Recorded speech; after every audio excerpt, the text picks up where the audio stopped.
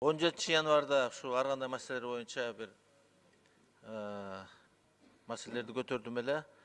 Бул Таш-Мойнок айыл өкмөтүндөгү 2 мектеп, Гордомаев айылынын орто мектеби жана Бешингөй айылынын орто мектептери, Сокулук районунун Күнтүү айылындагы мектеп курулушу жана Сокулуктун центриндеги 450 орундук мектептин курулушу боюнча şu meseleleri götürdüm ele. Buna bir-iki cuma ötmeye cevap geldi maga. Jusupbekova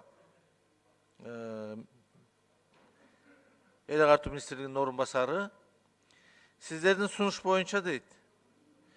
Finansa Ministerliğine jana Hökümetke garaştуу arxitektura kuruluş turak jay kommunalдык çarba mamlekеттик agentligine kat жазганбыз деп жооп келди. Ал агенттик болсо жооп берип атат.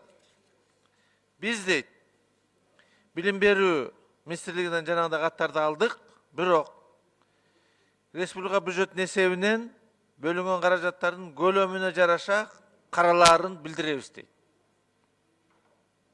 Мындай отписканын кимге кереги бар? Маселе бар электе эле уже отписка даяр. Бул маселени карап, мындай заявкалар түшүп атат да республика боюнча. Быйыл эле эмес, өткөн жылда түшкөн. Ошонун баарын карап туруп, кайсы мектептерди киргизиш керек. Анан эми капиталдык ремонттоо 2 мектеп кирсе, экөөнүн бирөө сөзсүз түрдө бир абалы начарыраак болот да. Ошол начарыгына көңүл бөлүп, ошондой бир мындай бир иретине келтирип, каржыласа жакшы болот эле да. Жооп берип койду, эчтекеге баштарды оорубайт эми.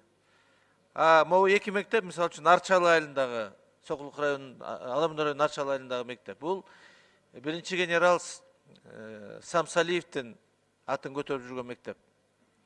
Ушу генералдын деле согуштагы берген канын, жанын дегендей ошону деле эске алып, Бешингөй айылындагы Таш-Мойнок айыл өкмөтү, Таранчиев бул кыргыз летчик болгон.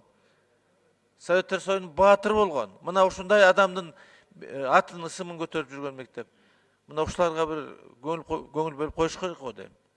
Эми ушул мектептер, ушул курулбай турган, мына бүгүн ал жерде окуган балдардын саны 2 эсе, 3 эсе көбөйдү. Мына мисалы үчүн Сокулуктагы 450 орундук мектептин ордуна бүгүн 1750 окуучу барып атат.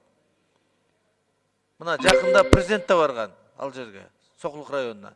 Айткан, карайбыз, жардам беребиз деп. Ал жактагы өкмөт болсо момундай отписканы берип атат. Ошого көңүл бөлүп койсоңуздар. Чоң рахмат.